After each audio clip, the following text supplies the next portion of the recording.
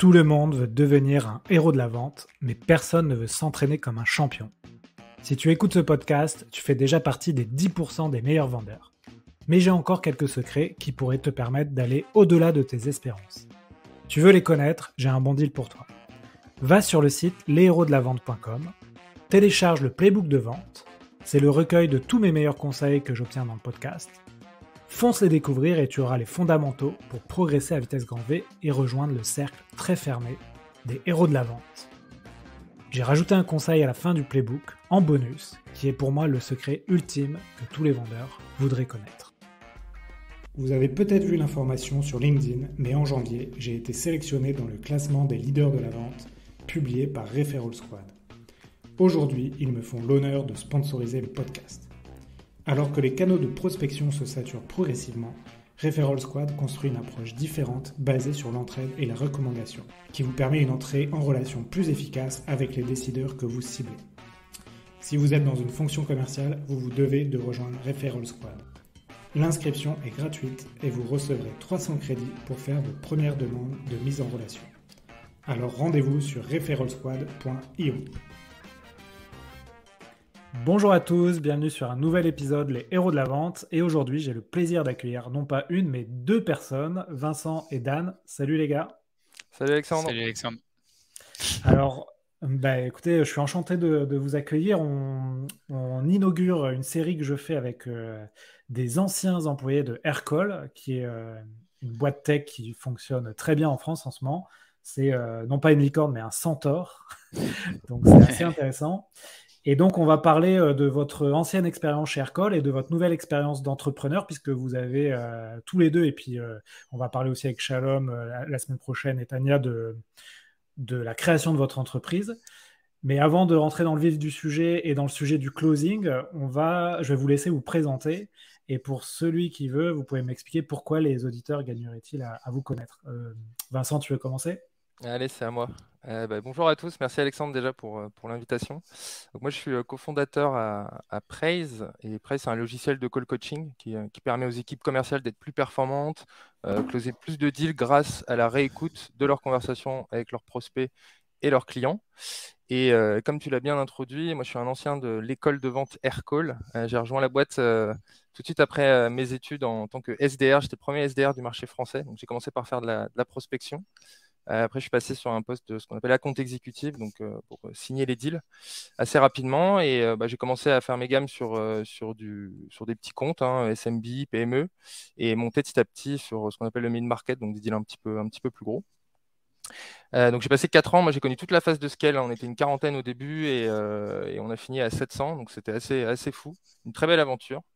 Mais voilà, j'ai eu envie de me lancer dans l'entrepreneuriat avec Praise, avec 2 anciens d'Aircall aussi d'ailleurs. D'où la mafia Aircall. Et c'est encore une fois un plaisir de discuter avec vous, messieurs. Super. Dan, tu veux enchaîner ? Yes. Bonjour tout le monde et très content d'être là également. Donc moi, je suis Dan. Ça fait quelques années maintenant que je fais de la vente. J'ai commencé dans la tech en vendant des apps et des API dans le monde du sport et du broadcast. Et après, je me suis mis à vendre du logiciel. Et ma dernière expérience, j'étais chez Aircall. C'est là-bas qu'on s'est connu avec Vincent. En l'occurrence, je suis arrivé bien après lui, qui était un dinosaure quand j'ai rejoint l'équipe. Quand moi je suis arrivé, donc c'était aussi un moment où Aircall commençait à initier un mouvement pour aller up market, c'est-à-dire signer des comptes un peu plus gros. Parce que donc, pour ceux qui ne sont pas familiers avec le business d'Aircall, et on fait un peu de pub à nos anciens collègues, donc c'est une solution de téléphonie dans le cloud qui vient s'intégrer aux outils métiers. Et donc, je dirais pendant une grosse phase, Aircall a targeté plutôt des petits business, petits et moyens business et startups. Donc, au moment entre la phase de développement et le produit qui devenait de plus en plus costaud, on a commencé à signer des comptes plus importants. Vincent le sait déjà. Et moi, j'ai rejoint l'équipe à ce moment-là, spécifiquement justement sur ces sujets. Et on travaillait sur la même région, en l'occurrence sud de l'Europe.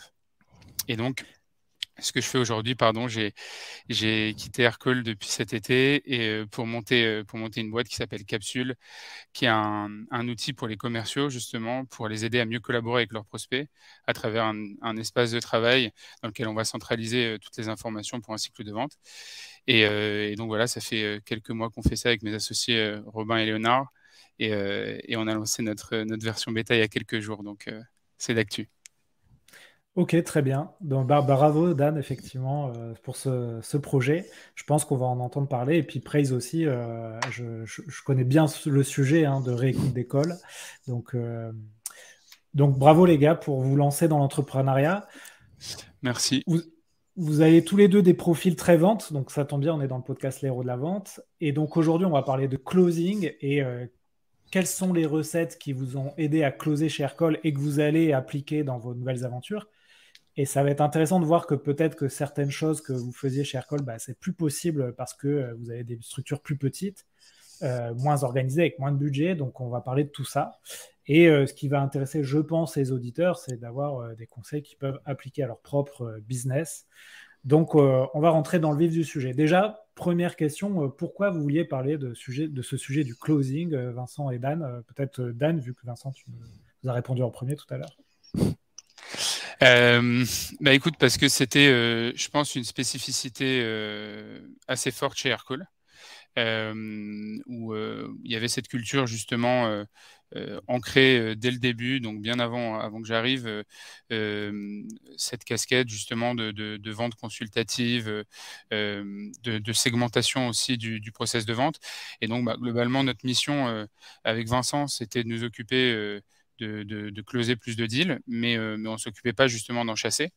Et donc, notre unique job, c'était de closer mieux, de closer plus vite et d'atteindre notre target, sachant que la machine de génération de leads et de génération de business, on pourrait y revenir un peu après, était assez bien rodée. Donc, on a travaillé, on était toujours dans la finesse de développer la qualité de nos closings. Et d'ailleurs, je pense que ça a influé un peu nos deux aventures d'entrepreneuriat après, et c'est ce qui nous a inspiré nos idées sur lesquelles on travaille aujourd'hui. Vincent, tu veux ajouter quelque Ouais, chose? non, tu as globalement tout dit. Dan, c'est vrai qu'il y a quand même pas mal de contenu sur tout ce qui est prospection, lead gen, etc. C'est vrai qu'on entend moins parler de la partie pure closing. Je pense que pas mal d'entreprises ont commencé à comprendre maintenant comment générer du lead. La problématique, c'est vraiment d'aller closer les comptes et d'aller améliorer son taux de closing. Donc, c'est un sujet qui nous intéresse. Moi, c'est là où j'ai vraiment appris à aimer la vente. C'était vraiment sur la fin du funnel. La partie prospection, globalement, m'intéressait un peu moins, je vais pas le mentir. Mais la partie closing est très excitante et il y a vraiment énormément d'axes différents à prendre pour essayer d'améliorer ça. Et c'est pas forcément d'ailleurs trop avec des outils, hein, mais il y a pas mal de méthodes à mettre en place tout le long du funnel pour optimiser tout ça. Donc c'est un sujet personnellement qui me passionne davantage que le lead gen, on va dire, mais qui est aussi intéressant. Ok, donc on va parler de la fin du tunnel de vente, hein, quand vous avez fait les premiers rendez-vous, les premières prospections.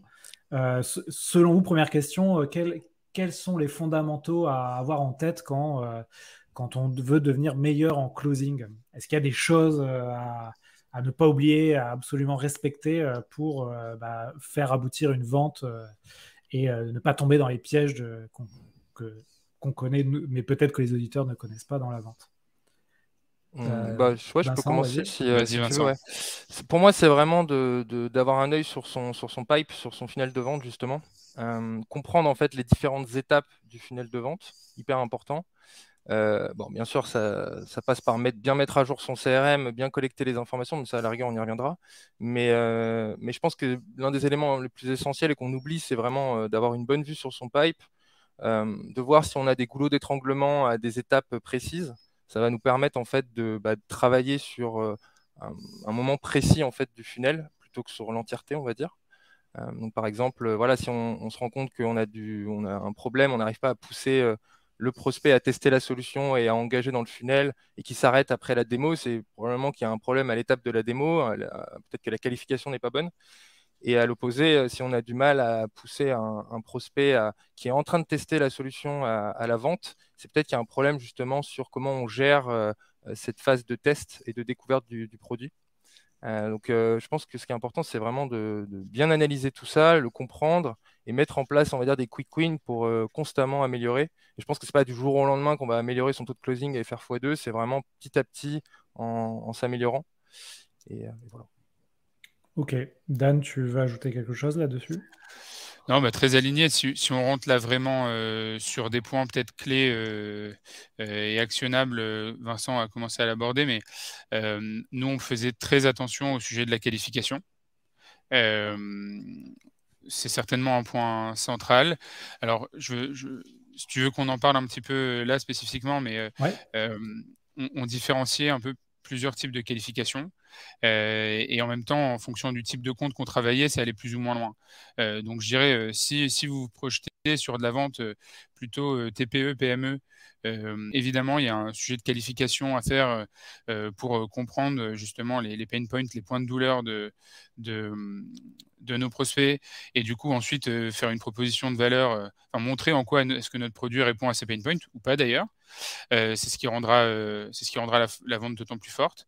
En revanche, quand on arrive sur une vente plus complexe, avec des plus gros comptes, donc ce qu'on faisait avec Vincent, le sujet de la qualification est d'autant plus important pour plusieurs raisons, parce qu'il faut arriver à co-construire un projet avec notre acheteur.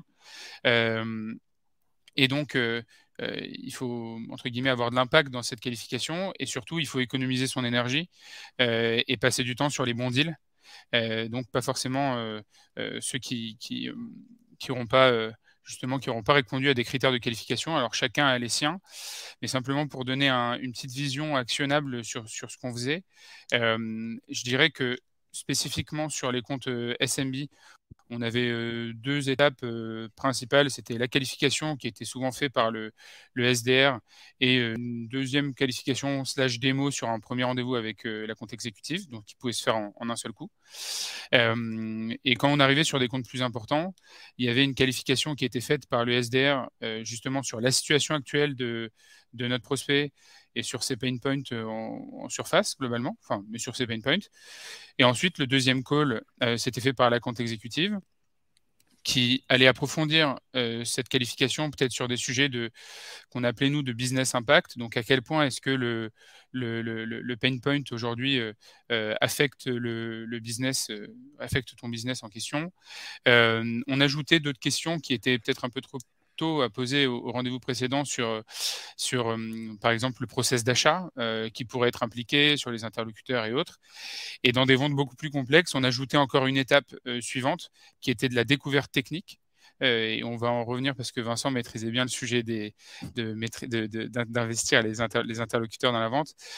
Mais donc de la découverte technique avec potentiellement un interlocuteur technique qui nous permettait à la fin de faire un espèce de rendu un petit cahier des charges sur lequel on s'alignait et où on se tapait dans la main avant de lancer potentiellement un POC et en se disant voilà globalement comment est-ce que je résume tes problèmes. Voilà comment est-ce qu'on les a traduits en besoins aujourd'hui. Voilà comment notre solution y répond. Et on se tape dans la main qu'aujourd'hui, c'est le projet qu'on va essayer de mener ensemble pour arriver au bout. Donc voilà, il y a plusieurs types de qualifications. Parfois, il faut un peu complexifier le process quand on est une startup et qu'on veut signer des grands comptes. Mais c'est un point central. Sans une bonne qualification, on n'arrivera pas à faire un bon closing. Ouais, je suis complètement aligné. Si je me permets peut-être, Alexandre, de rebondir sur un point. Et je pense qu'il faut aussi différencier d'où vient le lead, en fait. Il faut comprendre que dans le cas d'Aircall, on a des leads qui sont entrants. Donc, typiquement, le petit compte, le petit panier, le deal, on va dire, transactionnel, c'est généralement, il vient tout seul. Et donc, à partir du moment où il a fait l'effort de venir sur le site, de consulter, de booker, enfin, de réserver une démo, en fait, globalement, il est beaucoup plus chaud, ce prospect, et il est beaucoup plus proche de l'achat. Alors que nous, sur les comptes un peu plus gros, c'est beaucoup plus des opportunités qui viennent de la chasse et donc qui sont beaucoup plus froids, qui sont beaucoup plus early et même dans leur perception en fait de leurs besoins, c'est très flou encore. Et donc il faut arriver à créer le besoin, faire ressortir les problématiques actuelles business. Et c'est finalement, ça va pas que sur le sujet Aircall, dans le cas d'Aircall de la téléphonie, il faut que ça aille beaucoup plus large en fait. Faut arriver à mesurer les enjeux de l'entreprise pour adresser le besoin au mieux. Et peut-être un deuxième point aussi sur la partie qualification, on peut utiliser par exemple un BANT une qualification très simple pour ces petits deals qui rentrent et qui sont assez transactionnels. Mais je pense qu'il y a la nécessité de mettre en place un système de qualification, une méthode qui est beaucoup plus poussée sur les comptes un peu plus gros. À Aircall, on a utilisé le MEDIC. Je crois qu'il y a Vincent Poirier qui fait pas mal de Il est passé, contenu là-dessus. Ouais, il nous est en passé, parlait. je crois, sur ton podcast. Et c'est un super framework en fait pour qualifier. Et ça va beaucoup plus loin justement sur ces aspects-là. Donc ouais, il faut savoir s'adapter et comprendre aussi d'où vient le lead, quoi. Très bien. Je reformule, notamment pour ceux qui n'ont pas tout compris, notamment sur les anglicismes, mais Désolé. ouais. En gros, le SMB, c'est les small et medium, enfin, c'est les petites et moyennes entreprises. Et là, on peut avoir le cycle de vente dont tu as parlé, Dan, avoir un SDR qui qualifie, puis donc un SDR, c'est le chasseur, puis un account qui va être plutôt celui qui va closer. Et sur des comptes plus gros, donc c'est l'enterprise, par exemple, les grands comptes, là, vous aurez besoin sans doute d'un cycle de vente avec plus de rendez-vous. Et tu en as parlé, Vincent, avec peut-être quelqu'un qui est plus technique pour rassurer les acheteurs sur la partie technique, etc. Et vous nous avez dit donc 2 méthodes de vente, peut-être une plus pour les petits, une plus pour les plus gros. Donc BANT, si on revient rapidement, c'est en gros parler du budget, des décisionnaires, des besoins et du timing. Donc budget, autorité, needs, timing. Et le MEDIC, là c'est encore plus complet et je vous invite à écouter effectivement l'épisode avec Vincent Poirier où on passe 1 heure dessus. Parce que forcément, comme toutes les méthodes de vente, c'est plutôt simple à comprendre et compliqué à mettre en place. Et donc voilà, vous avez déjà commencé à nous dresser un peu la situation. Comment ça se passe, vous, dans vos boîtes aujourd'hui? Parce que chez Aircall, effectivement, vous aviez des leads entrant facilement. Vous aviez des équipes de chasseurs qui qualifiaient les leads et ensuite des accounts exécutifs qui closaient. Là, vous êtes en création de boîte, vous êtes quelques-uns dans la boîte. Comment ça se passe parce que vous n'avez pas toutes ces équipes. Est-ce que vous pouvez nous expliquer un peu les coulisses, la différence quand vous commencez votre boîte et que vous êtes 2 ou 3 dans la boîte et que vous n'avez plus la puissance de feu d'Aircall? Vincent, tu veux déjà, il faut reprendre la prospection. Bon, après, c'est aussi du fait de notre business avec Dan qui fait qu'on va plutôt aller chercher le client plutôt que d'attendre. On est sur des sujets qui sont en train d'atteindre leur maturité, mais qui ne le sont pas encore en soi. Donc, il n'y a pas cette demande comme pouvait l'avoir Aircall qui est OK, j'ai besoin d'avoir un numéro de téléphone business. Du coup, je me rends sur le site d'Aircall et je fais une demande. Nous, on va beaucoup plus aller chercher le prospect. Donc, il y a cette nécessité de reprendre la prospection. Mais ce qui est super avec Aircall, c'est que c'était une vraie machine de prospection. Il y avait déjà des bons process. Donc, c'est vrai qu'assez rapidement, on a pu répliquer en fait ce qui fonctionnait. Et finalement, c'était pas si compliqué de s'y remettre. Après, voilà, la complexité, c'est que derrière, on va devoir gérer tout le funnel et puis surtout la pré-vente. Bon, c'est pas le but du podcast, mais il faut aussi gérer la partie après-vente, ce qui est jamais trop évident. Donc ouais, ça nécessite un peu plus de gymnastique. Après, c'est vrai que des fois, on essaie de répliquer des modèles qu'on a compris et qu'on a validés en fait dans les expériences précédentes. Et des fois, ça s'applique pas finalement. Et moi, notamment sur la partie médic, je reviens là-dessus sur les qualifications.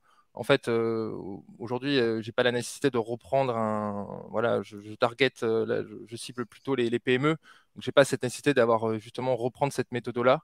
Peut-être une erreur que j'ai faite au début, c'est d'essayer de la reprendre justement, alors que c'était pas forcément nécessaire. Donc, il faut plutôt essayer de rester simple et ouais, voilà, essayer de désapprendre, mais en même temps d'appliquer les recettes qui marchent, quoi. Ok. Toi, Dan, tu es aussi sur une cible assez petite ou tu démarches plutôt des grands comptes?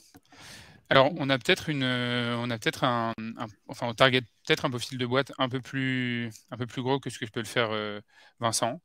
Mais tous les deux, on a un petit avantage, je dirais, c'est que on a vendu chez Aircall un SaaS qui s'intégrait à des outils, à des revenus leaders, j'ai envie de dire, et qu'aujourd'hui, les boîtes qu'on fait, on fait la même chose. Donc, on a quand même une moins grosse courbe d'apprentissage que si on arrivait dans un domaine qu'on maîtrisait pas. Néanmoins, effectivement, c'est très différent de vendre un produit déjà qui est à ses débuts par rapport à un produit très mature, avec plein d'éléments de réassurance que tu peux mettre en avant avec ton prospect. Donc ça, c'est un premier point. Après, je pense que ce qui est important, et on est en train de le faire là en ce moment chez Capsule, c'est aussi de poser les bases de ce qui avait fait le succès d'Aircall, justement. Enfin, de ce qu'on a pu voir en tout cas. Je pense notamment sur de la vente grand compte à la force des partenariats. Ça, pour le coup, on pourra y revenir et en parler encore plus longuement, mais ça a été quelque chose qui a été assez long à mettre en place, d'aller activer des partenaires, à la fois des partenaires d'intégration avec qui on a des intégrations produits et donc qui deviennent des partenaires avec qui on peut partager le business, mais aussi des partenaires qui vont être apporteurs d'affaires. C'est assez long à mettre en place, mais par contre, quand c'est un canal qui est bien travaillé et pensé assez tôt dans la vie d'une boîte, ça peut être assez game changer. Donc, clairement, c'est un sujet qu'on travaille ardemment chez Capsule en ce moment et on a posé les bases pour construire cette stratégie de partenariat très tôt. Ok. Alors, vous avez parlé de plein de sujets qui pourraient faire l'objet de chacun d'un épisode de podcast. Vous avez parlé de l'après-vente. C'est vrai que souvent, quand on lance une startup de logiciels, de technologie, on néglige un peu l'après-vente. On se dit il faut des leads, des clients, du revenu. Et en fait, on passe un peu vite sur l'après-vente. Moi, j'ai fait cette erreur, bien sûr. Vous avez parlé de l'intégration à d'autres logiciels. Ça aussi, des fois, on crée des technologies, on ne pense pas du tout à s'intégrer à des gros. Et dans la vente, il y a par exemple Salesforce, les Zoom, etc. Donc, vous avez eu le bon réflexe là-dessus. Et la vente indirecte, donc la force des partenariats, on avait fait un épisode justement avec Auguste de Aircall sur la vente indirecte. Ouais. Donc, ça aussi, il y a beaucoup de boîtes qui oublient un peu ce côté-là. Tu as parlé d'apporteurs d'affaires, de distributeurs. Et c'est vrai que ça, du coup, vous avez les bons réflexes, on va dire. Est-ce qu'il y a des réflexes, par contre, qui, en venant d'une grosse boîte comme Aircall, qui ont été un peu, on va dire, négatifs pour vous, ou ça a été finalement que du positif quand vous regardez un peu, vous analysez la situation? Je pense, Vincent l'a un peu dit, c'est vrai qu'au début, en fait, pourquoi Aircall a fait cette segmentation et pourquoi, Aircall, les boîtes de logiciels de manière générale, ont fait cette segmentation dans leurs équipes commerciales, c'est pour stimuler vraiment l'expertise de chacun. Donc, tu sais, quand pendant 2 ans, 3 ans, tu as la tête dans le guidon à faire un peu des tâches, tu développes énormément d'expertise là-dessus. Donc, c'est le point très positif. Mais quand tu te retrouves à devoir un peu refaire les... Tu vois, moi, j'avais quand même... on a du luxe chez Aircall, on était dans des bonnes conditions. On a 4 équipes, 4 sources de pipeline qui nous alimentent en continu. Donc, finalement, ton travail, c'est d'être très bon sur ce que tu fais, tes démos, tes POC, tes négociations, etc. Mais quand tu t'assois le matin à ton bureau, les calls, ils sont prévus. Ils sont dans ton agenda et ils sont là. Globalement, ça fait bizarre quand quelques semaines après Aircall, tu arrives et que tu as un agenda vide et que tu dois aller te le remplir, que tu as perdu l'habitude de faire. Donc, c'est un peu perturbant au début. Pareil, Vincent parlait de faire des qualifications un peu complexes, etc. Globalement, effectivement, il faut un peu simplifier tout ça. Donc, c'est simplement 2 mondes différents. C'est pas des mauvaises habitudes, c'est juste le petit choc des 2 mondes. Ouais, un état d'esprit différent, ouais. Ouais.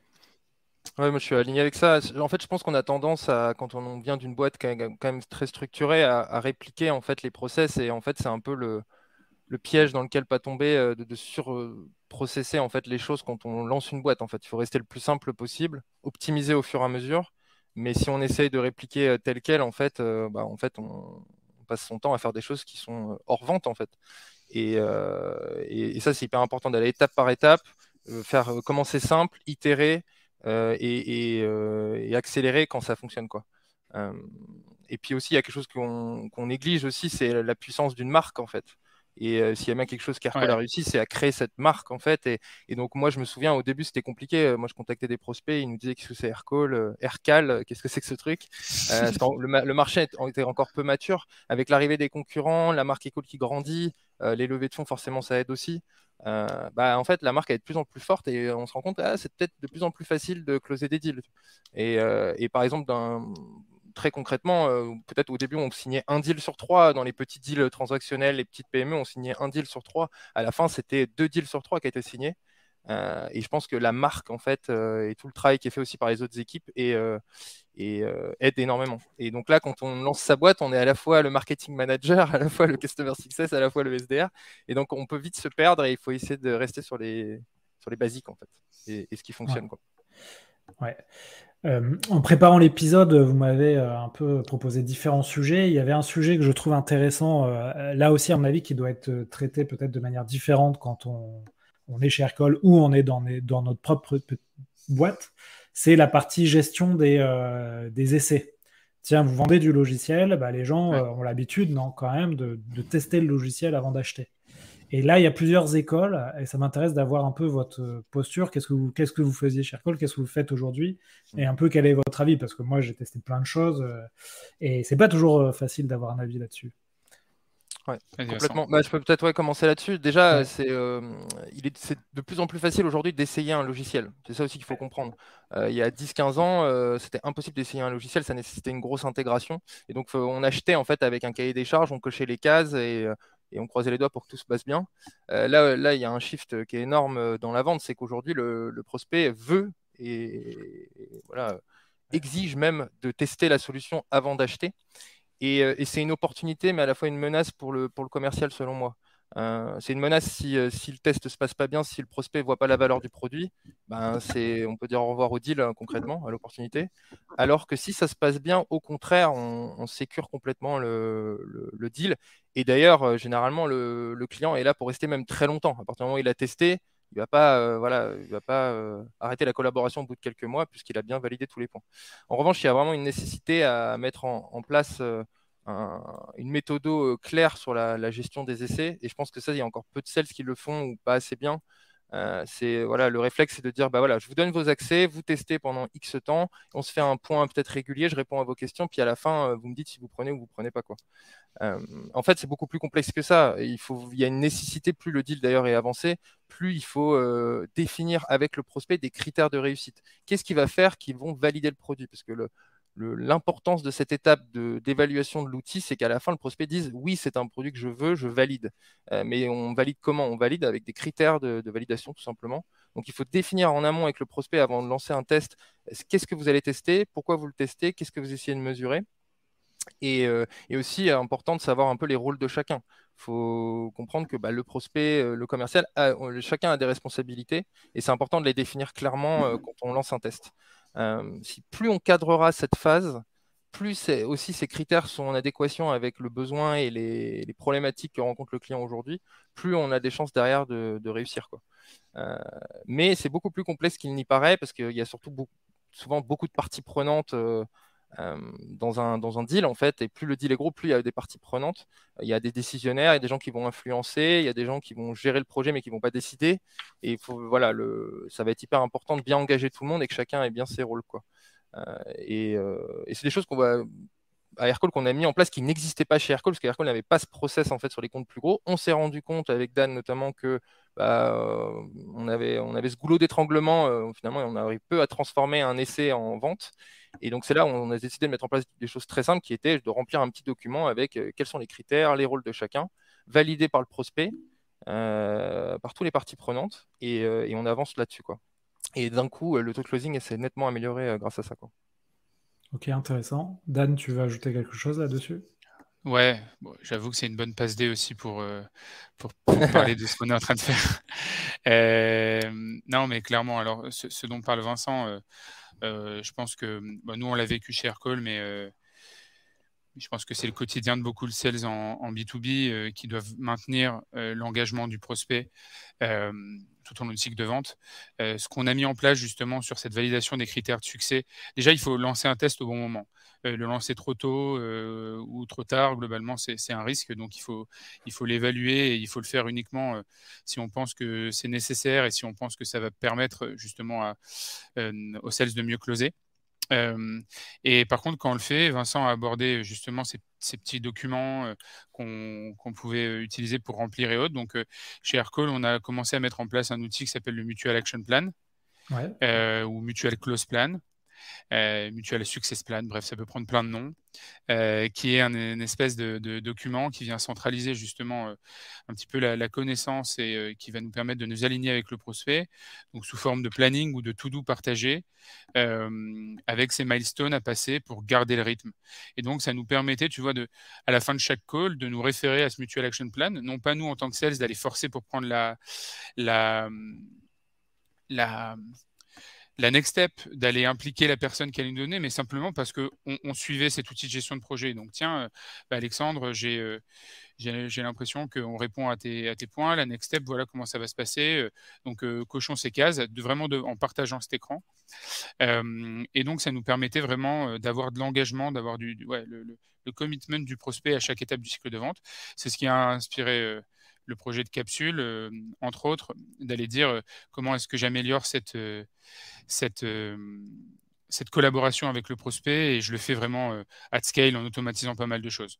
Donc, mais clairement, cette collaboration, enfin dans le mutual close plan, c'est mon associé Robin qui aime bien dire que le point clair, le point central, c'est mutual.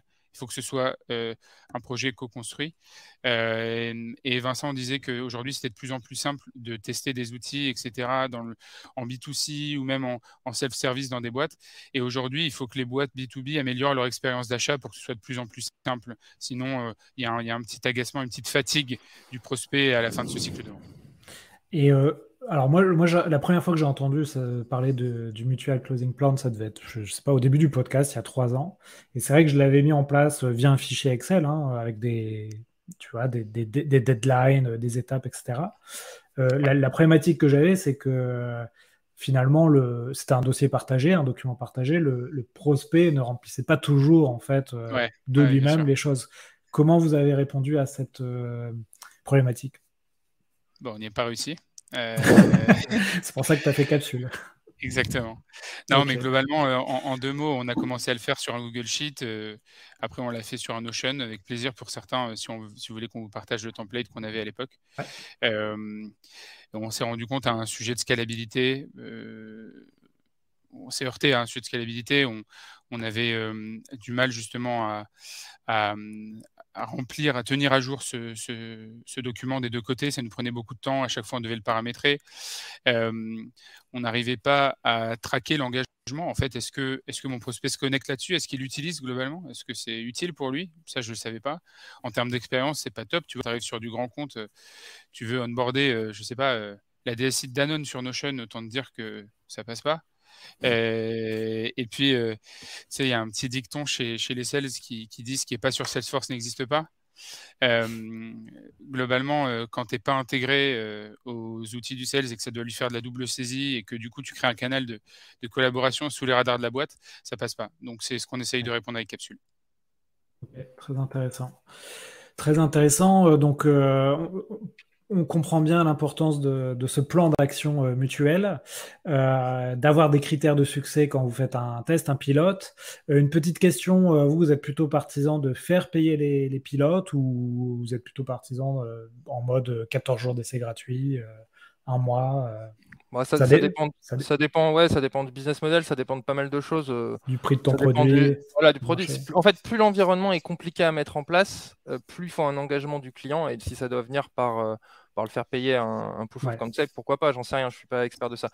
Mm. Mais en tout cas, si le produit, voilà, en gros, la mise en place est facile et que Ouais. la valeur est extraite rapidement, aucun intérêt de le faire globalement, à part réduire le nombre de prospects qui sont intéressés. Donc je pense que de toute façon on arrive sur, voilà, aujourd'hui comme je disais, le prospect il veut tester de lui-même, donc c'est très très bien, il faut proposer ça, il faut faciliter ça en fait, mais derrière le sales a un rôle de consultant en fait à la fin, c'est vraiment de la vente consultative en fait. Ok. Le prospect a un objectif qu'on a défini ensemble, et ben, le rôle du sales ça va être d'emmener vers cet objectif-là, d'apporter son expertise qu'il a eu parce qu'il a géré énormément de projets comme ça déjà, et voilà, et de prendre la main du prospect et d'y aller ensemble quoi. Ok. Et je pense que oui, il faut pas bloquer, faut faciliter ça justement. Mais voilà, derrière, il faut bien le gérer ces périodes-là parce que ça peut être une grosse menace sinon. Très bien. Alors, il y a un sujet aussi qui est important pour devenir un héros du closing, hein, vu que c'est le sujet du jour. On n'en a pas parlé, c'est la partie coaching. Et alors là, c'est peut-être une passe décisive pour toi cette fois-ci, Vincent. C'est l'importance de coacher vos sales. Alors, j'imagine chez Aircall, vous aviez des sessions de coaching, etc., de manière ritualisée. Comment vous abordez la question dans vos nouvelles boîtes, en sachant que là aussi, vous avez des équipes plus réduites, peut-être un peu moins de temps aussi. Comment vous gérez ça? Déjà, le constat, c'est que quand on est commercial et qu'on vend un logiciel en B2B, on le vend à travers une solution de visio ou par téléphone, globalement. Un sales, aujourd'hui, il enchaîne toute sa journée, il enchaîne les rendez-vous. Donc, toute la performance, en fait, qu'il va avoir, toute son expertise, en fait, elle est pendant ses rendez-vous clients. Aujourd'hui, il y a des solutions type Presse qui permettent d'aller capter un enregistrement de ces conversations-là pour pouvoir les réécouter derrière. Et c'est des choses qu'on faisait chez Aircall depuis le tout début, en fait, notamment grâce à la solution Aircall qui permet de réécouter les calls. Et aujourd'hui, je pense que c'est vraiment clé pour les entreprises, du moins pour les équipes commerciales, de vraiment créer cette culture du coaching et du feedback en interne. Il faut faire progresser les sales. C'est difficile, des fois on a la tête dans le guidon, on enchaîne les calls, on a du mal un peu à prendre du recul sur les choses. Et c'est aussi le rôle du manager de créer un peu cette atmosphère du coaching en interne. Donc ça passe notamment par la réécoute, mais après il y a plein de cas d'usage différents. Il faut, je pense, incentiver au maximum les commerciaux à se réécouter eux-mêmes pour progresser, un petit peu comme des sportifs qui se regardent jouer. C'est la même chose, il faut des fois prendre du recul pour se trouver des axes d'amélioration. Il y a aussi la possibilité aujourd'hui maintenant d'écouter ce que fait le collègue à côté. Donc de réécouter les calls du top performer de sa boîte, c'est hyper pertinent. Moi, je le faisais énormément. Ça me permet d'apprendre un petit peu, d'avoir un autre, partager les best practices, avoir un autre axe, encore une fois, d'amélioration. Et puis après, encore une fois, le rôle du manager dans ça, quoi. Donc il faut créer un sorte de rituel de coaching. Donc ça peut venir, par exemple, nous, ce qu'on faisait chez Aircall, c'est tous les vendredis après-midi, en fait, on se mettait autour d'une table, on se réécoutait une démo, un call à froid, un call de négociation, et on écoutait et on partageait, on se disait ce que chacun pensait, etc. Et en plus d'être des moments hyper cool en fait à passer avec ses collègues, hein, parce que généralement quand on est sales, on est tout seul un petit peu. Au-delà de ça, ça permet vraiment énormément de progresser, quoi. Donc c'est vrai que c'est devenu essentiel, je pense, le coaching. Et puis il y a un aspect aussi un peu RH. En fait, aujourd'hui, les sales, c'est comme les joueurs de foot, quoi. Ils changent ils changent d'équipe constamment. Aux États-Unis, je crois que c'est 8 mois maintenant le temps moyen passé dans une boîte pour un sales. Ah ouais, Enfin, incroyable. c'est dingue, quoi. Donc en fait, l'entreprise investit beaucoup, mais derrière, le sales s'en va. Mais si l'entreprise investit dans le développement en fait, personnel, en fait, le développement des compétences commerciales du sales, le sales, il reste. Moi, à Aircall, c'est parce que je progressais tous les jours que j'ai eu envie de rester dans la boîte et que j'ai jamais voulu chercher ailleurs. C'est d'ailleurs le jour où j'ai arrêté de progresser que j'ai voulu partir, tu vois. Et je pense que ça peut beaucoup aider aussi à créer, à garder en fait l'expertise aussi. À Aircall, beaucoup de sales, beaucoup de nos collègues sont toujours chez Aircall. Il y a entre guillemets ce legacy, cet historique qui reste en fait, cette culture qui reste, et ça vient en fait aussi du coaching, quoi. Donc les Ouais. plus seniors coachent les plus juniors et on progresse tous ensemble, quoi. Et il y a cette boucle virtueuse qui se crée et ça donne envie de rester dans la boîte, ça donne envie de plus performer et ça fait que le sales il a envie de se lever le matin et de faire son boulot, quoi, tout simplement. Ouais. Donc c'est essentiel, je pense aujourd'hui de faire ça, ouais, de coacher ses sales. Ouais, tu prêches un convaincu. Toi, Dan, comment tu gères cette question du coaching dans ta structure qui est, on le rappelle, assez récente? Ouais, bah, globalement, je suis assez aligné avec tout ce que vient de dire Vincent, donc pas grand-chose à ajouter. Nous, aujourd'hui, on est assez peu nombreux, donc on est avec mes cofondateurs. Le sujet du coaching, tu vois, la facilité du début, c'est que la boucle de feedback, elle est quand même autour d'une table, donc Plus simple. c'est pas ouais, c'est plus simple, mais c'est pas la chance qu'ont aujourd'hui toutes les équipes. Moi, je me rappelle encore mes débuts chez Aircall. Justement Shalom qui était assis sur la table avec nous et qui nous faisait des feedbacks à la fin des calls. Aujourd'hui, les boîtes n'ont plus forcément la chance de pouvoir faire ça. Donc, nous, aujourd'hui, c'est clairement des bonnes pratiques qu'on a mis en place. Non, aligné avec ce que dit Vincent. Ok, très bien. Il y a un dernier sujet, et on aura été assez complet sur la partie closing, c'est la partie étude de cas et comment tu montres un retour sur investissement d'une solution via des études de cas clients. Quelles sont les bonnes pratiques que vous avez appris chez Aircall et que vous appliquez aujourd'hui dans vos boîtes sur cette question? Ouais. Vas-y, Dan. Ouais. Globalement, on a commencé à donner des éléments de réponse, mais si tu veux, Vincent, tout à l'heure parlait de vente consultative, et il y a un gros sujet, dans la vente consultative de dire je prends le client à un point A au moment de la découverte, on le projette à un point B, qui est le moment du closing et sa situation idéale. Comment est-ce que ma solution vient combler ce gap, justement. C'est toute la théorie de gap selling. Et justement, ce gap-là, c'est la valeur que va apporter ta solution. Dans le cas d'Aircall, par exemple, c'était très bien. J'ai des équipes au service client qui reçoivent des appels entrants aujourd'hui, qui vont aller poser des questions pour qualifier, pour connaître l'identité de l'appelant pendant les 30 premières secondes de l'appel, puis après qui vont faire un reporting, etc. Donc globalement, il y a un temps perdu. Mais en fait, c'est ce que disait Vincent, notamment sur des projets outbound qui sont chassés, qui ne viennent pas par eux-mêmes. Cet aspect consultatif est d'autant plus important parce qu'il faut leur faire prendre conscience qu'il y a des choses qui pourraient nettement être améliorées. Et nous, dans le cas de nos solutions, justement, sur le closing, c'est plutôt comment est-ce que j'accélère mon cycle de vente, comment est-ce que j'accélère le temps pour que mes commerciaux soient onboardés plus rapidement, comment est-ce que j'augmente le taux de transformation de mes deals. Mais il faut... Et en plus, on vend des solutions pour les commerciaux, donc on a une possibilité de prouver un ROI assez rapide. Et donc, je pense que le point le plus central dans cette théorie de gap selling, c'est de se mettre dans la peau de son acheteur et de comprendre qu'est-ce qui va faire flancher, quels sont ses intérêts lui personnels dans son job, qu'est-ce qui va faire grâce à ta solution, lui aussi va briller. Et c'est en ça que globalement, une étude de cas, ROI case, globalement, peut être vraiment intéressante. Ok.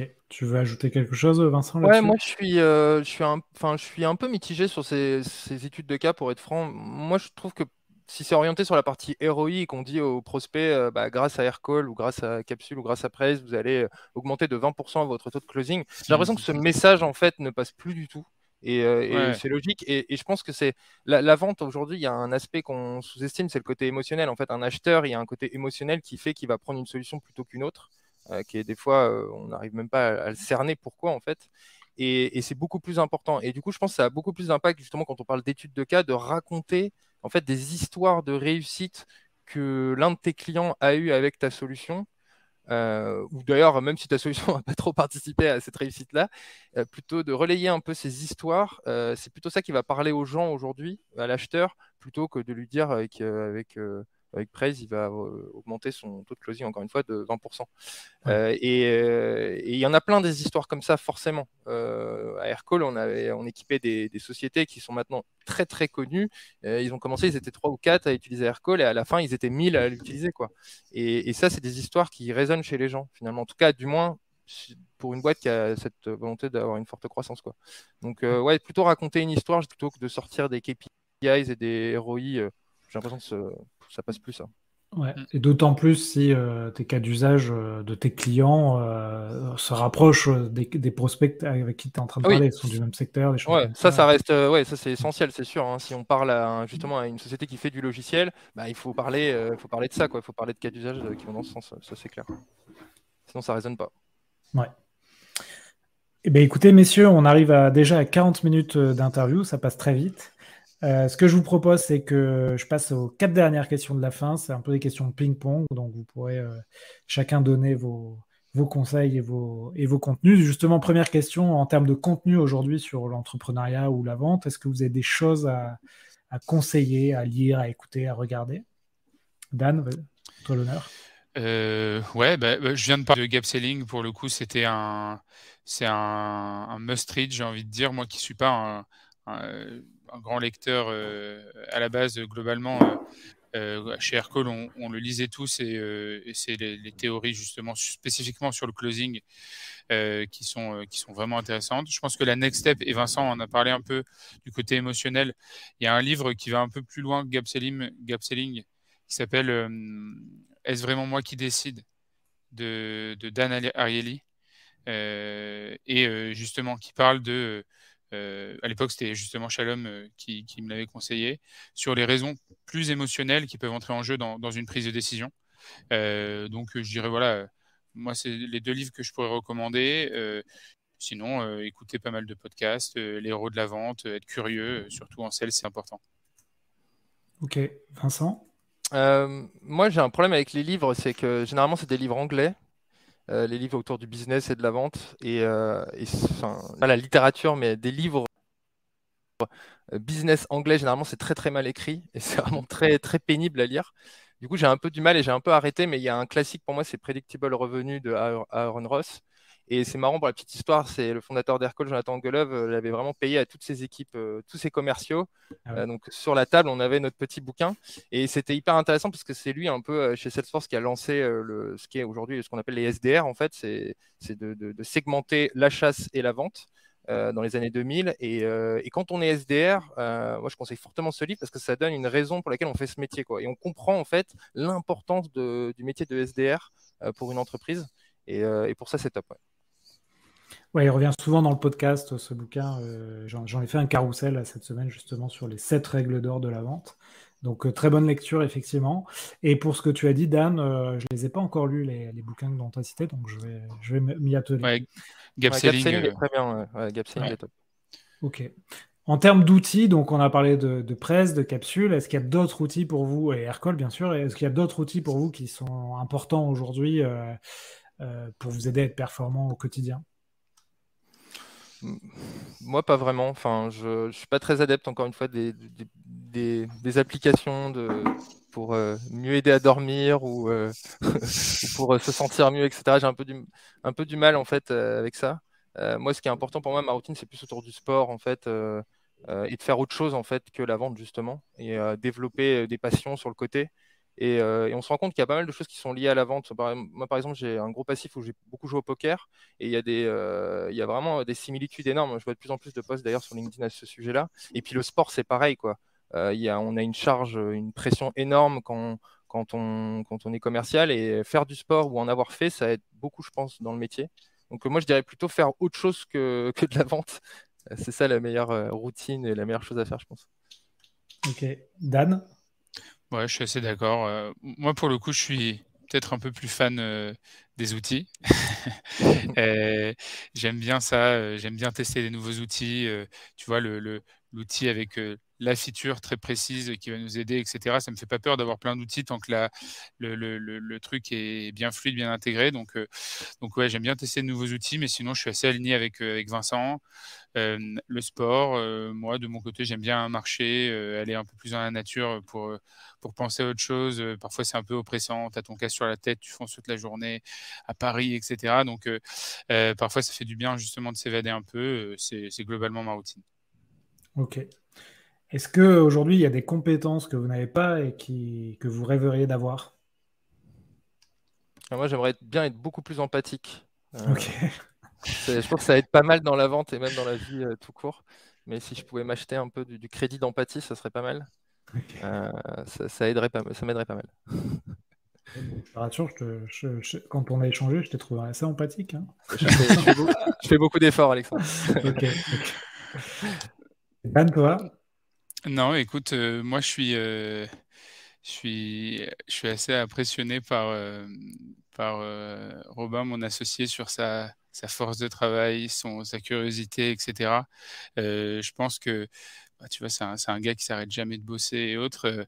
Moi, j'ai des moments où je suis moins concentré, moins focus. Donc, peut-être cette capacité à avancer, à me concentrer sur un sujet et à le dérouler, c'est certainement un truc sur lequel on a beaucoup travaillé chez Aircall et que globalement sur lequel on progresse. Mais je pense que c'est une des plus grosses qualités, le focus qu'on peut avoir dans le business. Mais à la dernière question, si vous pouvez inviter quelqu'un sur le podcast, vous invitez qui? Vous n'avez pas le droit de me dire Shalom et Tania. C'est déjà fait, il passe mardi prochain. Est-ce qu'il y a des gens comme ça que vous aimeriez écouter? Moi, personnellement, personne que je cible en particulier, mais il y a une école de vente que je trouve exceptionnelle, c'est HubSpot. Ouais. Et tu vois, j'irai interviewer le top performer France de HubSpot. Et pour avoir fait travaillé sur des deals avec eux, avec Aircall, parce que c'est un gros partenaire, pour avoir fait des co-démos avec eux, j'étais vraiment, vraiment impressionné, justement par tous les éléments qu'on a évoqués un peu dans ce podcast. Et je les trouve juste très, très bons. Donc, j'irai aller chercher quelqu'un de chez HubSpot. Ouais. Bah, écoute, ils sont déjà deux à Ouais, avoir je me intervenu dans le disais aussi. podcast. C'est Julia Camès et Jules Pérignon, et je leur demanderai quel est le top Ah, Jules. performer chez HubSpot. Et Dan, et toi, tu as quelqu'un à Non, proposer? c'est vrai que HubSpot, super école de vente. Beaucoup des personnes qui m'ont inspiré dans la vente sont déjà passées dans ton podcast. Il y a 2 personnes là à qui je pense. C'est Laurent Sarfati, qui est ancien Head of Sales de Conto et de Doctolib, qui lui a un profil où, justement, chez Doctolib et chez Conto, il est arrivé dans les tout premiers employés et il est parti au moment où ils étaient, ils faisaient plusieurs centaines de millions d'ARR, etc. Donc, et puis c'est un mec super empathique, donc vraiment très bon profil à interviewer s'il est d'accord. Une autre personne que j'ai découvert plus récemment, qui s'appelle Adrien Gaucher, qui est un des premiers sales de Spendesk et qui aujourd'hui fait de la formation en sales, qui est un véritable sales lover, qui adore parler de tous ces sujets. Donc, je te le recommande aussi. Ok, alors la petite histoire de Laurent Serfati, c'est que je l'avais contacté pour passer dans le podcast. Il était ok, et je crois que c'était juste avant le premier confinement, et du coup, on Ok. n'a pas fait de podcast, on a perdu un peu le fil, mais il faudrait que je le rappelle parce Ouais, il était ok. recontacte-le. Ouais, ok. Ben écoutez, messieurs, merci beaucoup pour toutes ces infos, pour tous ces conseils applicables. Si on veut vous joindre, on vous contacte où pour tester Praise, pour tester Capsule. Alors sur Praise.io, sur mon LinkedIn, sur le LinkedIn de Praise, on utilise tous les canaux. Donc téléphone, chat, mail, il ne faut pas hésiter. Et toi, Dan? Écoute, gocapsule.io, ou alors vous allez sur mon profil LinkedIn, Dan Elkaïm, vous m'écrivez un message, on échange. Ok, bah parfait. Bah écoutez, merci encore. On a tenu le timing. C'est jamais évident à trois. Donc, si vous avez aimé le podcast, vous pouvez le partager, bien sûr, le liker. Vous connaissez tout ça. Je vous souhaite vraiment une très belle réussite, Dan et Vincent. C'est jamais Merci. évident de construire une boîte de Merci. zéro et de créer un logiciel SaaS. Donc, je vais suivre avec attention vos aventures. Et puis, à très bientôt. À bientôt, À bientôt, Alexandre. merci Alexandre. Salut tout le Ciao. monde. Voilà, Bye. j'espère que l'épisode vous a plu.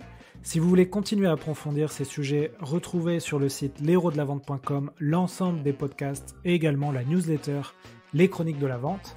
Donc 2 fois par mois, je vous envoie toute la veille que je fais sur les nouvelles techniques de vente, les nouveaux outils, et je fais également un portrait d'un entrepreneur qui a craqué le système pour exploser ses ventes. Donc on se retrouve sur cette newsletter ou sur LinkedIn pour continuer à échanger sur ces sujets passionnants. Et n'oubliez pas de noter 5 sur 5, le podcast ça m'aide énormément. Belle vente à tous!